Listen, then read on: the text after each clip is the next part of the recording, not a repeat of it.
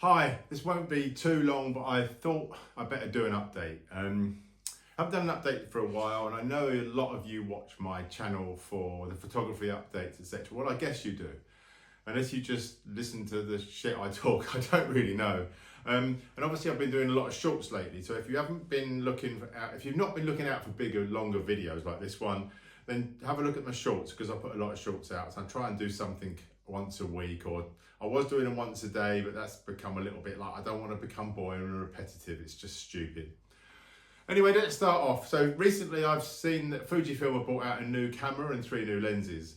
I don't keep an eye on updates as much as I used to, but I will give you one recommendation if you're following me photography wise, and that is, yes, there's a new Fujifilm camera out. It's got a great sensor in it. It looks like it's in a reasonably cheapish body, but they do make great sensors and they do make amazing lenses. So it's possibly worth it if you're interested in that price bracket. The thing is though, just remember this, invest in glass. Now that a while ago used to be a bit of an in joke, because you'd always keep your glass and you'd update and change your bodies regularly. So technically you'll lose money on your bodies, but you won't lose as much on your glass, especially if you keep it for a long period of time. Ironically, when I sold my GFX lenses and bodies, I actually got more money for them than I paid for them, because by the time I used them a couple of times, they were like new. And when I sold them, the prices had all gone up. So I'd actually made more money on the second-hand market by selling them, especially for the lenses. I actually made money out of the lenses. And you can do exactly the same thing. I mean, and some of the older Fujifilm camera bodies are actually going up in value. They're nearly more money, like the really early X100 and that. It's probably about almost the same money as a lot of people paid for it back in the day. So if you're looking at changing or looking at upgrading some of the lenses, and it doesn't matter what brand it is, lenses is a really good choice, especially as the way everything's gone up over the last few years. You'll probably find it is actually an investment. You're not going to make a lot, you may get your money back, or you may make a small profit, who knows. But also, you've got to remember you've got the time out of using it. And if you're a professional photographer, etc., and you're making money out of your work, then you've also made money out of the photographs you sold. And as I've said in the past, I used to sell, when I was a pro, nearly everything that didn't work for me. So if I had a lens that I looked on Lightroom at the time and found out that lens hadn't actually been used for 12 months to 18 months, I'd sell it because it's got no value to me. So photography wise, I started off the beginning of the year with my travel pass project. And it was basically because, I was 60 and I got a bus pass and I thought I'd do something with it. The trouble is, I set myself a task and a goal that wasn't really up to what I really wanted to do that period of time. So it's not a failure. I've got a few photographs and I'll do what I said, and I'll do something about it next year in the new year. This video is more of an update. I am going to make another one photography wise later on, then I'll make another photography one in January as well. And I hope to get out and do some street stuff. It's very complicated, but you have to be in the right headspace to do certain things. A lot of YouTubers, and I don't really class myself as a YouTuber, will just keep churning out stuff. Sean Tucker's probably, like, in a way, a gold standard, that he does a video when he feels like it. He does it, like, interestingly, this, that, and the other. But content is king. And, I don't want to be like other people. And also, if you look at the media or anything every day, they're hungry for content. It doesn't matter what it is. They spew out all sorts of crap. Nothing interesting. Most of the people are getting sick to death of Facebook and Instagram and everything else because it's just boring. But people that have to put this content out, especially these guys that go out and call themselves citizens and journalists, they go out and create content, they upset people, they piss people off, and it's all in the name of creating content and getting views and clicks and likes to make them make money. I don't do that. I've never really been about that. I appreciate the people that follow my channel. I appreciate the people that click and subscribe. It does help me, it does, but I never ask for it. And I've also got people that have subscribed and become members of my channel, and I appreciate those guys as well. There's only a few of them, but I certainly do appreciate them. It really, really does make a difference to what I can do. Now then, going forward, if you watch my shorts, you'll know I'm 61, or I've just been 61. So I have, as you've probably all heard and you're all sick of me talking about, I've had a load of health issues. I gave up powerlifting years ago because I got hit by a car and I had my back broken. And I've recovered from that and, gone on. And just as I thought when I was going to retire at like 55 and I was going to sort of think about going back to the gym. I then had a stroke. And I don't want to go into too much of those details about that, but every time you actually get your brain to think about going back to the gym and doing some other kind of fitness. Now, as most of you know, I walk Jake 5 miles a day plus. And when I'm on my free time and I'm away in my camper, Jane and I walk everywhere. We've done one long distance walk. We've got long distance walks planned for the future. Sadly, when Jake's gone, we'll probably do a hell of a lot more walking because Jake is restrictive on where we can go and what we can do, especially when you're trying to book hotels. Now, we've tried to plan a couple of long distance walks, and the biggest problem is trying to work out where we can take our camper van, if we wanted to do it on bikes, do it by walking, where we can take Jake. It's very complicated when you've got a dog, and a dog is quite restrictive, but I wouldn't want to wish him away. So when Jake's no longer with us, then we will add in the things that we haven't done. My brain always plans for the future, and that's probably 10 years away maybe. So once that time comes, then there'll be more of that. At the moment, I try to do some things, and I will add them in next year.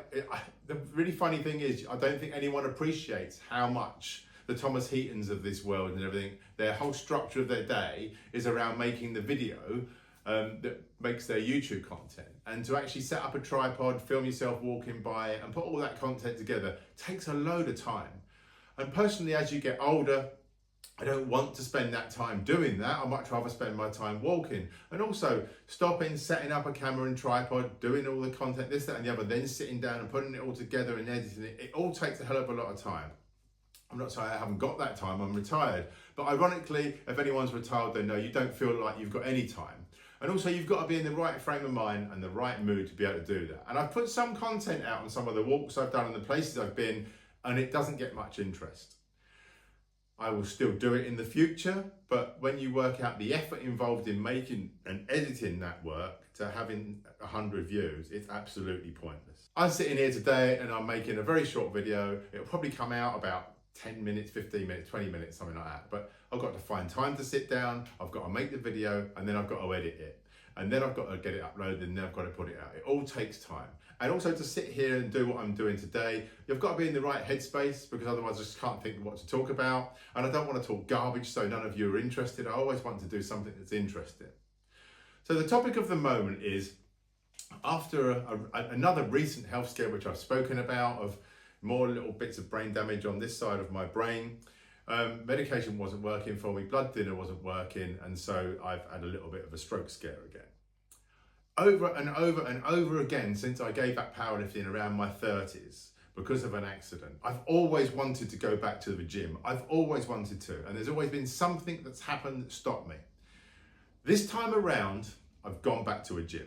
Now, I'm not going to tell you the name of the gym at the moment, but I've gone back to the gym. I've found something that will work for me, I think. There is another gym I would really like to go to. And it's a powerlifting gym and a strength gym. I'm trying to make that work out, and I'm going to explain this in more detail later, and I'll explain why. The powerlifting gym is probably perfect for me. It's also possibly a little bit out of what I want to spend a month in my price range, and also it doesn't open at the time I want to train. Now, if things change in the future, which they probably will, the advantages of that gym are the people in there are all into strength training and powerlifting, and that means it gives you one thing. It gives you great spotters. Now, I'm not really looking for training advice. If anyone knows me, you know I've trained before, I've got to British standard, and I've lifted some incredibly heavy weights.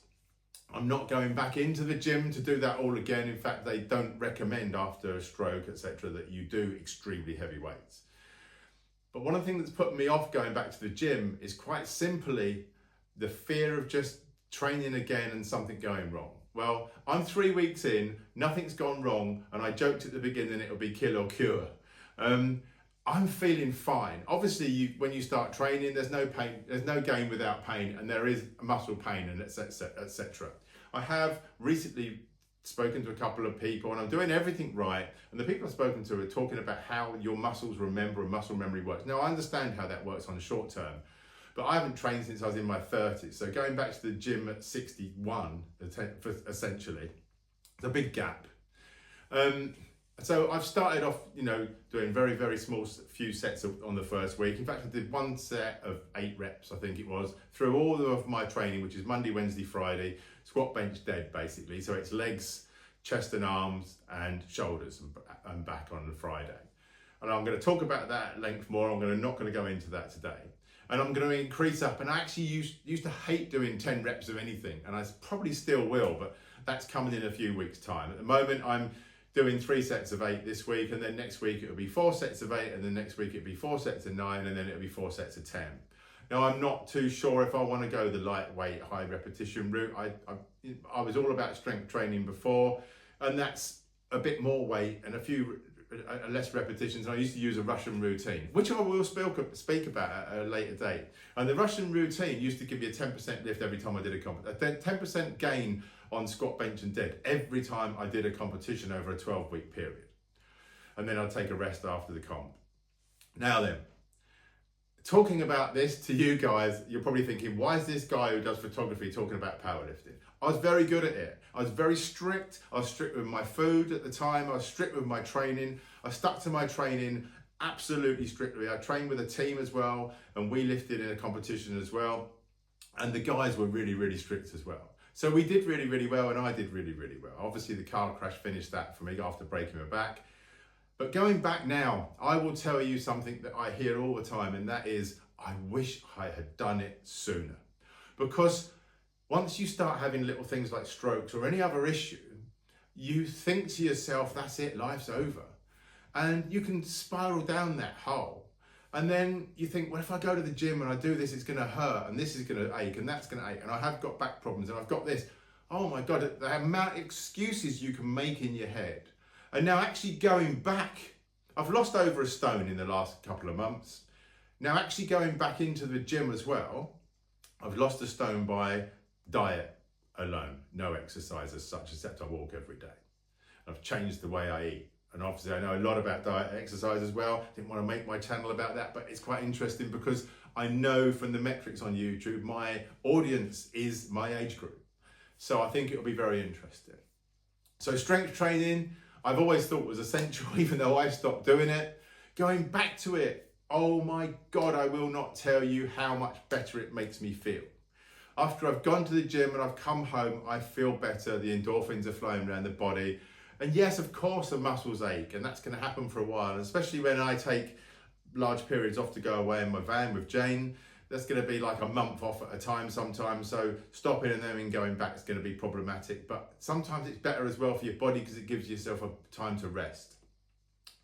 I am going to sort of explore how I can make my gym and my photography work together. But I don't want to be one of those people that does YouTube in the gym and make videos like that. I don't want to do it. Anatoly and people like that do some amazing stuff. I think it's great. I think it's fantastic. And when I look back at me when I was powerlifting, because I was 82.5 kilo class, I could lift extremely heavy weights for my size. And my friend who was 75 kilo class, he could lift nearly the same as me, and he was lighter than me, and it impressed a lot of people. And I'll talk about all those figures and everything else at a later date, and I'll show you my routines that I used to do, and I'll show you what I'm doing now. I will talk about that all out of the gym probably. If I do go from the gym I'm going to this other gym at some point, I will speak to them and I might put something together with them to put out, which would in theory help them a little bit and help me. And it would also get something out on YouTube that some of you guys might be interested in, and even new people will be interested in. I was very strict when I used to train before, and I'm being strict again now. I cycle to the gym, I do an hour, and I cycle back. I cycle to the gym, I cycle back. I actually include this, because I get off my bike and go straight in and train, I actually include the cycle there and cycle back in the time. The funny thing is, the first time I ever went back to the gym, I could not understand how I was doing my whole routine in 30 minutes or less. Obviously, I'm doing less sets and reps, but that's because I used to train in my lunchtime years ago, and also used to train 7 days a week. Now, banging out 30 minutes of training and then going back to work was how I used to work out. Also, because of my brain damage, potentially I have to train midday. And that's basically because after about 2 o'clock to 3 o'clock, I get tired. mentally more than anything else. Not so much physically, but mentally I'm exhausted. If Jane asks me questions and stuff around about the 2-3 o'clock time, I'm probably very short and moody. And that's just because I'm actually tired and overloaded mentally. So I take Jake out, as most of you may know, about, early in the morning, 7-8 o'clock-ish. I go and take him for a 5-mile walk. I come back, I have a coffee, etc., have some food, get myself down the gym on my bike, work out for an hour, including the bike ride maybe, and that will increase in more time. So it'll probably turn into an hour-and-a-half session once I get up to the reps and get the reps and sets up. So why am I talking about that? Because I'm training Monday, Wednesday, Friday. It doesn't give me much time then. It obviously gives me the weekend and Tuesday and Thursday to do other things. And I do have other things planned, and I obviously want to do the photography as well. And as I just said, if I do change from the gym I'm at to the new gym, I will actually talk about incorporating photography into it, but I don't know that's going to happen yet. I've signed up to the gym I'm at for 6 months. The downside to the gym I'm at is some of the equipment isn't great. Some of the equipment's broken and been broken for a while.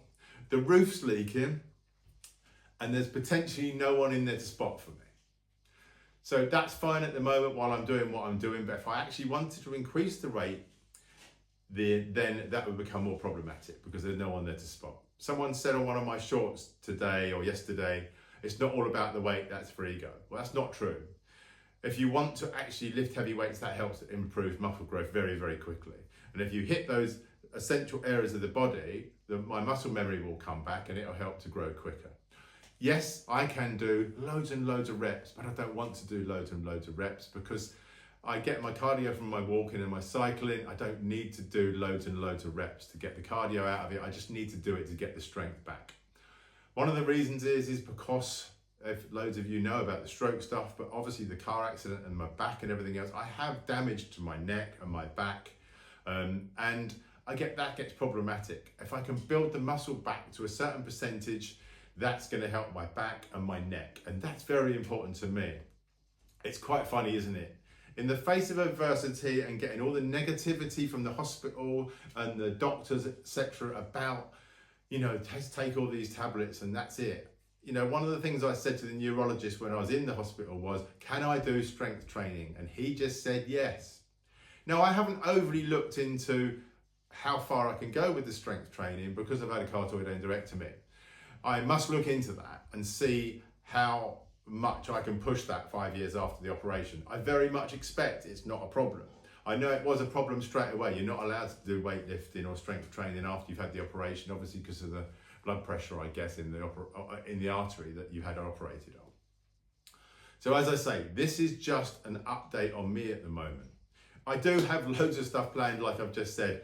There's obviously the gym stuff, and I want to talk about that because I think it's important for other people of my age group that are wondering what to do, especially if you've retired and you're thinking, I've got too much time on my hands, or you sat around on your ass doing nothing and you're thinking, why do I don't feel too well today? Now, I haven't overly had colds or flu for a few years, and I walk every day, I exercise mostly, but my body needed more muscle definition, and my body needed the muscles to be stronger in certain areas, especially my core, etc., to help my back.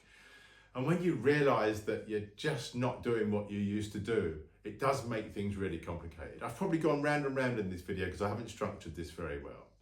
But this is just to tell you what's coming. So I am still going to try and do the photography stuff when I can fit it in, and I will talk about photography stuff, new stuff out, and any new cameras that I get my hands on and try out or buy. I will talk about the different things I do and why I do it, and I will talk about the gym. I'll talk about, this sort of stuff. I'm not advertising Huel, but I'll talk about even why I bought this and not some other protein, and why protein's more important for us over 60s. I do know a lot about this stuff. I've never spoken about it before, and if I've got that knowledge, why not share it? And that's what my YouTube channel is about. It's actually sharing my knowledge that I've got, giving you some information that can help you no matter what you are, whether you've got issues with mental health or dyslexia or all sorts of things like that. I can talk about what I do. I can't talk about what helps you guys. I was talking to my friend the other day, Lee Garsgo from Peacock Hypnotherapy, And he said he's really impressed with me. He sent me a message saying he's impressed with me because I just go out there and do something and make change. I always have. That's just the way I am. I'm a well-balanced Libra that tries to work out what's going on and take it forward. I may sound negative sometimes, but I'm not, because it's the way my brain works, being dyslexic, etc. You know, slightly neurodivergent, which I am. And a lot of people that know me probably think I'm completely nuts and crazy, and people that know me younger definitely know I'm focused, hyper-focused. That's the ADHD side of that. And yes, I know I've mentioned ADHD. I will talk about that at another time and explain some things when I was younger, and explain why I don't know why it's popular these days to have these things when there's kids out there that really, really need the diagnosis and really, really need the medication before they go on and self-medicate. And I can talk about that as well. You may not be interested, but this is really about what's coming and where I'm up to today. So all the stroke stuff's over. I'm back on different medication. I'm going to the gym 3 times a week. I walk 5 miles a day. I've got loads planned for the future. I've got photography video coming up. This one will go out today, which is Saturday, and then I'll try and put something else out within this month, maybe next month, and then I'll definitely do my January, February ones about where I'm going with photography projects and everything to give you an insight and maybe help you and inspire you to do something. Thanks for watching. Don't subscribe and like unless you want to, but if you do, it does help me out. Thanks very much. See you later. See you on the next video.